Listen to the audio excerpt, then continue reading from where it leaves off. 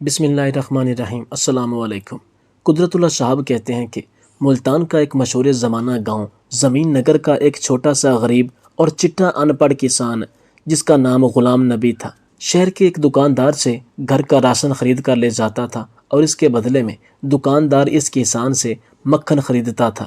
ایک دن کسان کے جانے کے بعد دکاندار نے مکھن کو فریزر میں رکھنا شروع کیا۔ اسے خیال گزرا کیوں نہ ایک پیڑے کا وزن کیا جائے۔ وزن کرنے پر پیڑا 800 گرام کا نکلا۔ حیرت و صدمے سے دکاندار نے سارے پیڑے ایک ایک کر کے تول ڈالے، مگر کسان کے لائے ہوئے سب پیڑوں کا وزن ایک جیسا اور 800 گرام ہی تھا۔ یہ دیکھ کر اس دکاندار کو بہت زیادہ غصہ آیا۔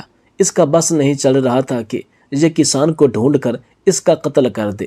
یہ دکاندار سوچ رہا تھا کہ نہ جانے کب سے مجھے یہ کسان 800 گرام پیڑے کے بدلے میں 1 کلو مکھن کے پیسے لے جاتا ہے۔ میں نے تو کبھی ان پیڑوں کا وزن ہی نہیں کیا۔ اس شہری دکاندار کو اس کسان پر بہت زیادہ غصہ آ رہا تھا۔ دوسری طرف کسان کی بیوی جو مکھن کسان کو تیار کر کے دیا کرتی تھی، وہ اسے لے کر فروخت کرنے کے لیے اپنے گاؤں سے شہر کی طرف روانہ ہو جاتا تھا۔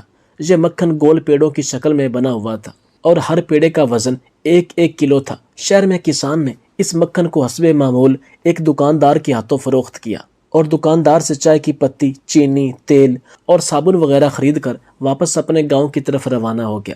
کسان کے جانے کے بعد دکاندار نے مکھن کو فریج میں رکھنا شروع کیا۔ اسے خیال گزرا کیوں نہ ایک پیڑے کا وزن کیا جائے۔ وزن کرنے پر پیڑا 800 گرام کا نکلا۔ حیرت و صدمے سے دکاندار نے سارے پیڑے ایک ایک کر کے تول ڈالے، مگر کسان کے لائے ہوئے سب پیڑوں کا وزن ایک جیسا اور 800 گرام ہی تھا۔ اگلے ہفتے کسان حسب سابق مکھن لے کر جیسے ہی دکان کے تھڑے پر چڑھا، دکاندار نے کسان کو چلاتے ہوئے کہا کہ دفع ہو جاؤ یہاں سے، خبردار جو تو نے میری اس دکان میں قدم رکھا۔ بے ایمان شخص، کسی بے ایمان اور دھوکے باز شخص سے کاروبار کرنا میری زندگی اور کاروبار کا دستور نہیں ہے۔ 800 گرام مکھن کو پورا 1 کلو گرام کہہ کر بیچنے والے شخص کی وہ شکل دیکھنا بھی گوارا نہیں کرتا۔ کسان نے افسردگی سے دکاندار سے کہا، میرے بھائی مجھ سے بدظن نہ ہو، ہم تو غریب اور بیچارے لوگ ہیں، ہمارے پاس تولنے کے لیے باٹ خریدنے کی استطاعت کہاں۔ آپ سے جو 1 کلو چینی لے کر جاتا ہوں، اسے ترازو کے ایک پلڑے میں رکھ کر دوسرے پلڑے میں اتنے وزن کا مکھن تول کر لے آتا ہوں۔ کسان کے یہ الفاظ سنتے ہی شہری دکاندار کے سر میں جیسے گڑھا پڑ گیا ہو۔ یہ دکاندار شرم سے پانی پانی ہو چکا تھا۔ قدرت اللہ صاحب کہتے ہیں کہ جیسی کرنی ویسی بھرنی۔ کچھ سیدھے سادے لوگوں کا مقدمہ ڈائریکٹ اللہ تعالیٰ خود سنتے ہیں اور اس کا پھر حل بھی اللہ تعالیٰ خود ہی نکالتے ہیں۔ جب آپ ڈٹ جائیں گے کہ حالات جیسے بھی کیوں نہ ہوں، میں نے جھوٹ نہیں بولنا، مجھے غلط بات نہیں کہنی، خوشی میں بات بڑھا چڑھا کر نہیں پیش کرنی، غم میں کسی پر بہتان نہیں باندھنا، فائدے کے لیے کسی کی خوشامد میں جھوٹ نہیں بولنا، نقصان کے خوف سے سچ کو چھپا کے جھوٹ کا سہارا نہیں لینا، تب کہیں جا کے آپ ایک ہائی ویلیو انسان بنتے ہیں۔ اسی طرح کا ایک اور واقعہ ہے کہ ایک دن میں ایک دوست سے ملنے جیل چلا گیا۔ وہاں ڈیوٹی پر موجود سپریڈنٹ میرا شناسا تھا۔ چونکہ میں اے سی میکینک ہوں، اس لیے مجھے لاہور کے تقریباً بڑے گھروں میں جانا پڑتا ہے۔ اس وجہ سے سپریڈنٹ صاحب میرے واقف کار تھے۔ انہوں نے مجھے بڑی عزت سے بٹھایا اور جیل آمد کی وجہ پوچھی تو میں نے اپنا مدعا بیان کیا۔ سپریڈنٹ صاحب نے بڑی شفقت کے ساتھ صرف ملاقات کی اجازت ہی نہیں بلکہ ایک کانسٹیبل کو بلا کر کہا کہ ان کو ان کے دوست سے ملوا دو۔ اب میں خرامہ سیدھا دوست کے بیرک میں پہنچا۔ ملاقات ہوئی، باتوں کا سلسلہ چل پڑا تو دوست نے کہا کہ یہاں میرے ساتھ ایک پٹھان بیچارہ ہے، بے گناہ قید ہے۔ یہ پٹھان انتہائی ایماندار اور نیک انسان ہے، حتیٰ کہ یہ جیل میں رہ کر بھی 5 وقت کی نماز پڑھتا ہے، قرآن پاک کی تلاوت کرتا ہے، کسی کے خلاف زبان استعمال نہیں کرتا، اس کا اخلاق بہت ہی زیادہ اچھا ہے، حتیٰ کہ اس سے پولیس والے بھی بہت متاثر ہیں، سوائے ایک تھانے دار کے۔ آپ بھی ان سے ملیں۔ پھر میرے دوست نے پٹھان قیدی کو آواز دی، وہ فوراً آ گیا اور بڑی محبت سے ملا۔ اب میں نے پٹھان بھائی سے پوچھا کہ آپ یہاں کیسے پہنچ گئے، تو پٹھان بیچارہ اب دیدہ ہو گیا اور کہنے لگا کہ 2 سال سے یہاں جیل میں بے گناہ سڑ رہا ہوں، اور پھر اپنا واقعہ سنایا کہ پشاور سے بچوں کے بڑے کھلونے اور سائیکل لے کر لاہور میں فروخت کرتا تھا اور لاہور سے سامان لے کر پشاور میں فروخت کرتا تھا۔ یوں میرے گھر کا چولہا جل رہا تھا۔ ایک دن ایک تھانے دار صاحب ملے اور انہوں نے اپنا کمیشن مانگا۔ میں نے منہ پر انکار کیا۔ تھانے دار کہنے لگا کہ کمیشن دو تو فائدے میں رہو گے، ورنہ آپ کا نقصان ہوگا۔ میں نے پھر انکار کیا۔ اس کے بعد تھانے دار چلا گیا۔ 2 دن بعد تھانے کی پولیس کی ایک گاڑی آئی جس میں وہ تھانے دار بھی موجود تھا۔ اور انہوں نے مجھے گرفتار کیا اور سیدھے تھانے پہنچا دیا۔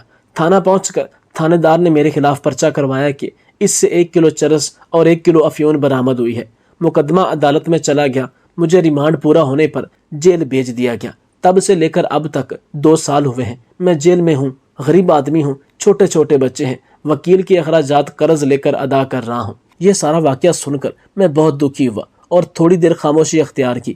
پھر اچانک میرے ذہن میں ایک تدبیر آئی۔ میں نے فوراً پٹھان کو کہا کہ بھائی میں آپ کو ایک تدبیر بتاتا ہوں، اگر دل مان لے تو کر لینا، ہو سکتا ہے کہ اللہ پاک آپ کو رہائی نصیب فرما دے۔ پٹھان نے کہا کہ آپ بتائیں، اگر میرے بس میں ہوا تو میں ضرور عمل کروں گا۔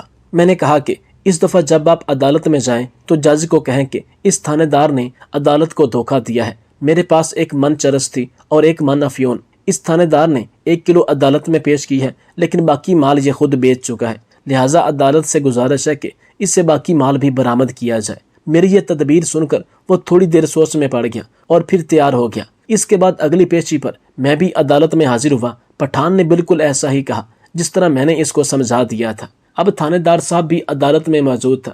اس کے چہرے کا رنگ اڑ گیا اور وہ زور زور سے بولنے لگا، جناب یہ جھوٹ بولتا ہے، اتنا ہی مال برآمد ہوا جتنا میں نے عدالت میں پیش کیا ہے۔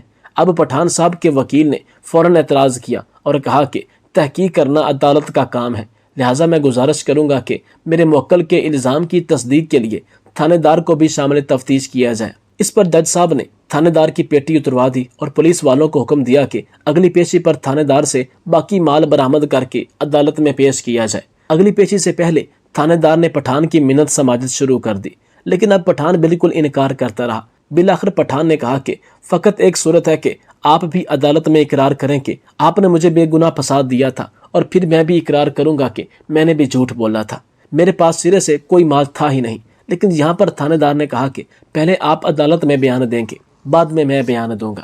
پٹھان مان گیا۔ پیشی والے دن دونوں عدالت میں پیش ہوئے تو جج نے پوچھا کہ کیا تھانے دار سے باقی مال برآمد ہوا یا نہیں، تو تھانے دار پھر فوراً بولا، جناب اس سلسلے میں فریق سے پوچھیں، وہ کچھ کہنا چاہتے ہیں۔ لیکن اس وقت پٹھان کے وکیل نے اعتراض کیا کہ یہ تھانے دار کا کام ہے، لہٰذا میرا موکل کچھ نہیں بولے گا۔ اب تھانے دار مرتا کیا نہ کرتا کہ مصدق بولنا یعنی سچ بولنا شروع ہو گیا اور اپنے جرم کا اقرار کیا کہ میں نے اسے جھوٹا پھنسایا تھا۔ اس کے بعد پٹھان نے کہا، جناب والا میں نے بھی جھوٹ بولا تھا کہ میرے پاس 1 من چرس اور 1 من افیون تھی، لیکن یہ جھوٹ بولنا میری مجبوری تھی کہ اس کے بغیر سچ ثابت نہیں ہو سکتا تھا۔ اب عدالت جو سزا سنائے میں بھگتنے کے لیے تیار ہوں۔ چنانچہ جج صاحب نے فیصلہ سنایا کہ پٹھان کو باعزت رہا کیا جائے اور تھانے دار کو نوکری سے نکال دیا جائے اور 5 سال قید کی سزا بھی سنائی۔ اس طرح ایک ظالم اپنے انجام کو پہنچ گیا۔ میں اتنا حیران ہوا کہ جیسے میں سانس لینا ہی بھول گیا، اور مجھے یاد آیا کہ اللہ کی لاٹھی واقعی بے آواز ہوتی ہے۔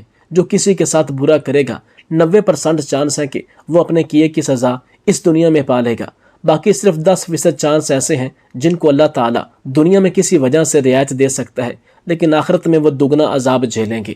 یہ بھی عین ممکن ہے کہ اس کے گناہ اس کی اولاد کے زمرے میں آ جائے اور اس کی اولاد بیچاری کو اس کے گناہوں کی سزا ملے۔ ہمیشہ اللہ سے ڈریں، آپ کے نصیب کا رزق اللہ کی ذمہ داری ہے اور وہ آپ کو ملنا ہی ملنا ہے۔ بلا وجہ کسی کا حق نہ ماریں، چاہے آپ کسی بھی محکمے میں ہیں۔ وقتی طور پر پیسہ آپ کو آتا محسوس ہوگا، لیکن یہ پیسہ نہیں، یہ سانپ ہے۔ اس کے ڈسنے کے مختلف طریقے ہیں، لیکن جب یہ کسی کو ڈستا ہے تو وہ سوچ بھی نہیں سکتا کہ ایسا کیسے ہو گیا۔